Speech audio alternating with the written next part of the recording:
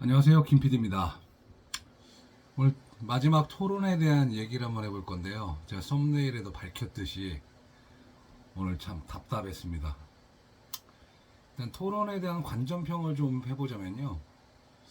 토론회라고 좀 볼 수 없었던 그런 대목들이 좀 있었죠. 예, 그게 그럴 수밖에 없었던 게, 이런 말씀 드리면 어떻게 생각할지 모르겠는데, 어디까지 제 견해입니다, 견해. 예, 저의 생각이고요. 김문수 후보님께서 어떤 질문에 대한 회피를 하시는 건지 아니면 질문의 요지를 잘 못 알아듣시는 건지 저도 1, 2차 토론회 볼 때 약간 좀 헷갈렸는데 오늘 이제 두 분만 나오셨잖아요. 이제 두 분만 이제 토론을 하시니까 이제 그게 명확하게 드러났습니다. 김문수 후보님께서 질문의 요지를 잘 파악을 못 하세요. 그러다 보니까 이번 토론에서 어떤 현상이 비롯졌냐면 이 장우 후보가 김문수 후보에게 자꾸 질문의 요지를 설명하게 됩니다. 그러다 보니까 이 토론이라는 게 합이 맞아야 되거든요. 어떤 질문을 던지면 그 질문에 대한 답변, 그리고 또 그 질문에 대한 답변에 대한 질문으로서 이제 문제점을 찾아가서 그걸 비교하면서 서로 각자의 대안을 이제 시청자들이 판단하게 되는 건데 그렇게 가지를 못했어요. 그러니까 서로 질문의 의도에 대한 뭐 곡해 내지는 좀 잘못된 생각 그러다 보니까 이제 자꾸 질문에 대한 설명을 반복되는 과정들이 계속 일어났습니다. 제가 이 말씀을 왜 드리냐면요. 참 답답한 게 우리가 지금 토론회를 계속 봐왔지 않습니까? 조경태 후보님, 안철수 후보님, 김문수 후보님, 장동욱 후보님. 저 객관적으로 봤을 때 제가 뭐 누굴 지지한다 이걸 떠나서요. 정말 토론회 뭐 보면 객관적으로 보면 누가 제일 잘했습니까? 장동혁 후보가 제일 잘했어요. 그건 뭐 말 하나 안 합니다. 발음 정확하죠. 메시지 선명하죠. 그 대안 제시도 그렇고. 근데 오늘은 그런 대안 제시조차도 서로 할 수가 없는 상황이 벌어졌습니다. 이제 그게 또 왜 그러냐면 이 저희 당에 참 이 싸가지라는 이게 있어요. 이준석 전 당대표의 어떤 그런 뭐 별명과도 같은 이제 그런 소리를 들을까봐 장우 후보가 예 하면서 좀 설명하려고 애를 많이 쓰셨어요. 근데 이제 마지막에는 김문수 후보님의 경력이나 이런 것을 무시하는 게 아니라 제가 그렇게 얘기를 하면 그렇게 곡해될까봐 좀 그 읍소를 했죠. 읍소를 나중에는 김문수 후보님에게 그 이야기가 아니다. 제가 하고자 하는 얘기는. 근데 이제 김문수 후보님은 그건 아니다. 뭐 나이 많고 경력 많고 국회의원도 내가 너보다 경력도 많고 도지사도 하고 이런 나를 뭐 무시하냐 막 이런 식으로 이제 막 좀 가시더라고요. 제가 봐도 그건 아니었고요. 한편으로 참 제가 걱정스럽습니다. 왜냐하면 리더라고 하시는 분들은요 메시지 전달 능력이 확실하게 있어야 됩니다. 어디 가서 대본 없이 5, 6분 정도는 그 상황, 그 타이밍, 그 모이신 분들의 어떤 그런 그 성향 이런 것들 싹 파악해서 5, 6분 정도는 그냥 스피치 쭉쭉쭉쭉 할 수 있으셔야 돼요. 왜냐하면 이제 미디어 환경으로 많이 바뀌었잖아요. 저도 이렇게 유튜브를 찍고 있지만 결국에는 국민에게 설득하고 메시지 전달을 하려는 통로는 미디어밖에 없습니다. 물론 미디어 환경도 많이 바뀌었죠. 근데 더 많이 늘어났어요.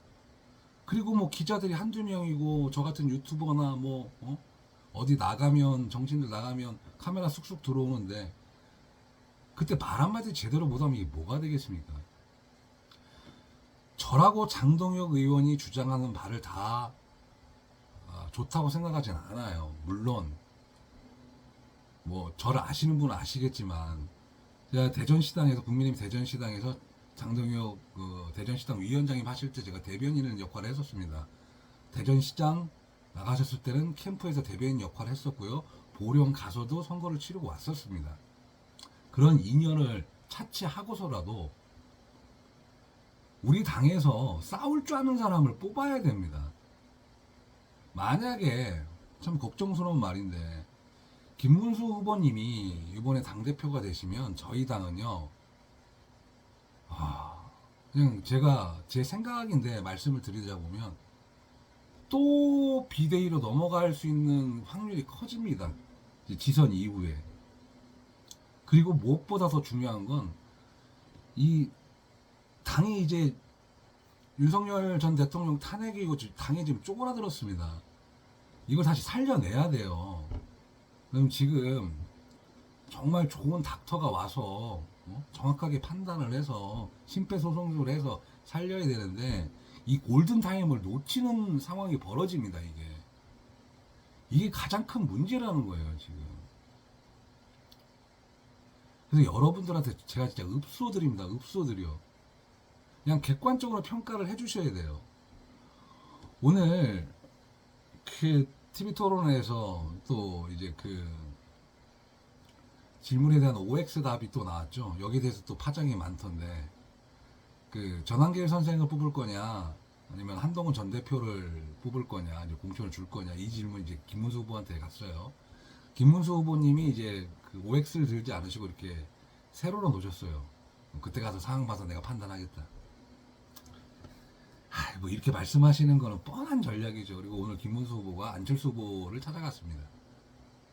확장하려는 전략이겠죠. 차마 한동훈 전 대표는 찾아가지 못하고 안철수 후보를 찾아가서 이제 그런 자기가 이렇게 확장하고 포용한다는 어떤 그런 이미지를 보여주려는 거겠죠. 그리고 또 한동훈 후보가 또 이제 언론을 통해서 한마디 했네요. 결선 투표를 적극적으로 해달라. 그러니까 김문수 후보는 생각이 그겁니다 지금. 한동훈 후보 쪽 지지자들은 적어도 투표를 하지 않거나 나를 찍을 것이다. 이 상황이 이렇게 돌아간 겁니다 지금 이게. 우리가 좋은 상품이 있는데요. 아니 이 상품을 구매해서 잘 써먹어야 돼요. 근데 이 상품이 싫은 이 제조사가 싫은 만약에 A사, B사, C사가 있는데 이 C사가 이제 입찰에서 탈락을 했단 말이에요. 근데 A사가 싫어. 그래서 이제 A사가 더 좋지만 B사를 밀어주는 이런 어처구니없는 현상이 일어날 것 같고, 그리고 또 하나 또 걱정이요. 제가 전편 영상에 최고위원 결과치와 청년 최고의 결과치가 너무 달라서 제가 이해가 안 간다 이렇게 말씀을 드렸는데, 댓글을 좀 달아주십사 하니까 이런 부탁을 좀 드렸었어요. 그랬더만 답이 나왔습니다. 여러 가지 썰들이 있었는데 제가 이 말씀을 드린 이유가 있어요. 이 청년 최고는요 상대적으로 관심이 적었습니다. 그러다 보니까 저같이 유튜브를 하는 사람이나, 그리고 제 유튜브를 보시는 분들은 뭐 제 거 말고 다른 거 다 많이 보시겠죠. 그리고 관심이 있으시는 분들입니다. 정당에. 근데 저희 당 그 책임당원이 다 이런 들만 계시는 게 아니에요. 그러다 보니까 우재준에 대한 이 성향 파악이 안 된 거죠. 오곡구자 대구야? 국회의원에게 찍은 거예요. 이게. 그게 한 7만에서 8만 정도 된다고 봅니다. 이걸 제가 왜 걱정하냐면, 그래도 저희 같은 사람들은 후보자를 보고 판단하려고 애를 쓰는 사람들이라고요. 이게 저 후보자가 저런 식의 말을 하고 저런 선명한 메시지를 내고 그리고 당을 어떻게 바꾸겠다, 여기에 대해서 지켜본단 말이에요. 근데 한 10만 가까이 계시는 책임당원 분들은 그렇게 생각을 잘 안 하십니다. 그리고 그걸 봐달라는 것도 어떻게 보면 쉬운 일은 아니죠. 저희가 대선이 끝난 지가 불과 지금 얼마 되지 않았어요. 한 달 내내 김문수 후보를 외쳤단 말이에요. 그럼 거기에 대한 각인이 분명히 있습니다. 그래서 또 그런 현상이 일어날 것 같기도 하고, 또 이제 한동훈 지지자분들이 또 어떻게 행동하실지는 제가 굳이 말씀을 안 드려도 뻔히 알 것 같고 아마 보시는 분들 다 아실 거예요. 그러면 장동혁 후보가 이길 수 있는 방법은 뭐냐? 그럼 김문수 후보를 지지했던 분들이 장동혁 쪽으로 넘어와줘야 됩니다. 이게 지금 산술적으로 그래요. 그래서 제가 참 읍소드리는데 싸울 수 있는 사람을 뽑아야 됩니다. 오늘도 TV 토론에서 그게 나왔잖아요. 어떻게 싸울 것이냐. 이제 김문수 후보님은 막 몸으로 싸우고 자기가 다 해봤다, 자기 경험 있다 이렇게 말씀하셨는데 장동희 의원이 이제 국회 선진화법을 얘기를 했었고 그리고 장 의원은요 입법, 사법, 행정을 다 경험한 사람이에요. 그래서 이 정부가 국회가 어떻게 돌아가는지에 대한 알고리즘이 풍부한 사람입니다. 그래서 어떻게 싸워야 되는 방법을 알아요. 그런 사람을 우리가 선택을 해야 됩니다. 지금. 근데 당장 내일 투표인데 인지도가 또 깡패란 말이 있어요. 이게. 그리고 또 아까 전에 말씀드린 한 달 내내 김문수 후보를 외쳤단 말이에요. 그리고 또 덜 관심 있는 우리 당원들께서는 아무래도 뭐 이제 김문수 후보에 대한 인지도가 더 클 수밖에 없습니다. 솔직히 말씀드려서 장 의원이 여기까지 온 것도 어떻게 보면 본인이 얘기했지 기적입니다. 기적. 정치한 지 이제 점호선이지만 재선이지만 이제 3년밖에 안 됐지만 당대표 후보로 나온다는 것 자체가 어떻게 보면 기적과도 가까운 일인데 근데 저희가 또 한 번의 기적을 만들어야 되지 않겠습니까? 제가 또 정말이라는 단어를 쓰는데 요번에 놓치잖아요.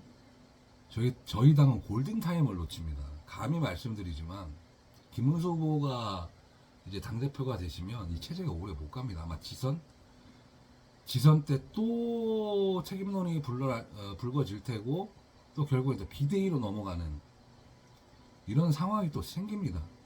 그렇게 되면 당은 극도의 혼란이 와요. 지금 거의 내부적 그러니까 심리적 내분 상태인데 왜 당이 쪼개지지 않냐면요. 학습 효과 때문에 그렇습니다. 이 바른정당 학습 효과가 있잖아요. 이 제3지대가 어디 나가서 되는 게 되게 힘들어요, 이게. 뻔히 알고 있어요. 그리고 당을 유지하기 위해서는 어느 정도 그 국회의원 인원수가 돼야 되고 교섭단체가 되지 않으면 당 운영하기 힘듭니다. 그러니까 조국 당에서 민주당 보고 지금 20명 교섭단체인데 이걸 좀 더 내려달라고 자꾸 얘기를 하잖아요. 자기들 살아남으려고. 그게 다 이유가 있습니다. 심리적 내분 상태에도 불구하고 이 당이 쪼개지지 않는 거는 나가면 춥고 힘들고 버틸 수가 없다는 거를 다 알고 있어요, 지금. 그러니까 지금 이 상황이 생기는 겁니다. 그 안에서 자꾸 싸우게 되는 거죠. 장 의원이 또 그리고 여러분한테 던지는 메시지가 분명한 게 있죠. 싸우지 않는 자 배지를 대라. 이게 어느 특정 계파를 얘기하는 게 아니에요. 이거 잘 들으셔야 돼요. 정말 이 부분 잘 들으셔야 될 게 뭐냐면 정치는 항상 메시지를 내죠. 근데 메시지를 길게 설명할 수가 없으니까 은유적이나 지유적인 어떤 말을 빗대서 낼 수밖에 없어요. 싸우지 않는 자 배지를 떼란 말은 저 영남들 의원들 보고 하는 얘기예요. 지금 이게. 어떻게 보면 이분들이요 흔히 말하는 언더찐유 뭐 이렇게 말씀하시는 분들 계시잖아요. 저는 있다고 봐요. 어느 정도는 조용하세요. 지금도 오늘 뭐 성일종 의원 하나 장 의원님 장 후보 이렇게 지지 발언을 했었는데 그것도 뭐 이런저런 여파가 있지만 영남 의원들 뭐 누구 편 들지도 않고 좀 조용하잖아요. 말로는 무슨 뭐 5단을 내놨네 뭐 처음에는 뭐 장 의원 장 후보 다 도와준다는 식으로 막 얘기가 돌고 했었는데 결국엔 혼자 싸웠어요. 장 후보 혼자. 그리고 여러분들 장 후보님한테 그 문자 한 통 받은 사람 있어요? 문자 한 통 안 쳤습니다. 그렇게 혼자 나왔어요. 이 사람이. 이 장 후보가 말하자는 건 당을 개혁하자는 거는 가만히 계신 분들 따뜻한 아랫목에서 공천 받으면 쭉쭉 가시는 사람들 이런 거 개혁하자는 게 첫 번째 얘기고 두 번째는 하나로 더 싸우자는 겁니다. 제가 지금 너무 길게 유튜브를 찍고 있는 것 같은데 좀 다급한 마음에 여러분들께 호소드립니다. 그래서 우리 김문수 후보를 지지했던 분들께서 좀 역사적인 선택을 좀 해주시기 바랍니다. 다시 한번 제가 읍소 드리겠습니다. 당장 이제 투표가 시작됩니다. 그러면 이제 국민의힘은 이 골든타임에서 기적적으로 살아날 것인지 아니면 뻔히 보이는 길을 갈 것인지 그 선택은 바로 여러분들한테 달려 있고요. 그리고 이 방송을 보시는 분들 많은 좀 메시지를 주변에 좀 전파를 좀 해주십시오. 뭐 제가 아주 작은 유튜브가 얼마나 큰 스피커가 될지는 모르겠지만 이렇게 떠드는 이유가 장애인에 대한 공격이 너무 심하다 보니까 어떤 메시지를 정확하게 이야기해 줄 수 있는 사람이 없어요. 그리고 또 이제 그런 유튜브가 좀 장애인만 파고드는 유튜브도 별로 없는 상황이고 해서 제가 이렇게 나왔습니다. 여러분들 다시 한번 부탁드리고요. 압도적인 지지 간곡히 읍소드리는 바입니다. 감사합니다. 이상입니다.